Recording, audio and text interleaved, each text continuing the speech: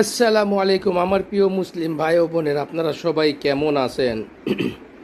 আমার যতটুকু সুস্থ জ্ঞানে আমি আলহামদুলিল্লাহ, আমার জানা মতো আমি কারো ক্ষতি করিনি। অনেকে জেনে না জেনে, বুঝে না বুঝে আমাকে গালিগালাজ করতেছেন। আমার আত্মীয় স্বজন সেই কমেন্টগুলো দেখতেছে, কিন্তু দুঃখ লাগে এটার জন্য, যারা আমাকে চেনে না, জানে না, আমার বিষয় বুঝে না, তারা আমাকে অযথা কেন গালি দিচ্ছেন? কি পাবেন এই গালি দিয়ে? না আমি আপনার কিছু করতে পারবো, না আপনি আমার কিছু করতে পারবেন। বিনিময়ে কি জানেন, শুধু এই অন্তরটার মধ্যে একটু কষ্ট পাই। কেন আমাকে গালিগালাজ করতেছেন? কী কারণে? আমি আপনাদের কোনো ক্ষতি করেছি? কোনো ক্ষতি করিনি।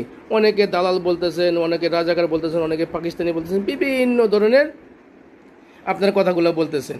আমার কোনো সমস্যা নেই, আমি সবসময় শুধু উপর আল্লাহর কাছে ছেড়ে দেই, আল্লাহ তুমি সবাইকে হেদায়েত দান করো। কারণ হেদায়েতের পথ সবসময় খোলা থাকে। আল্লাহ তাআলা সবাইকে ভালোবাসার তৌফিক দান করেন। আমরা সকলে বাকি হায়াতে জিন্দেগি মিলেমিশে বসবাস করতে চাই, আল্লাহ তাআলা সেই তৌফিক দান করেন।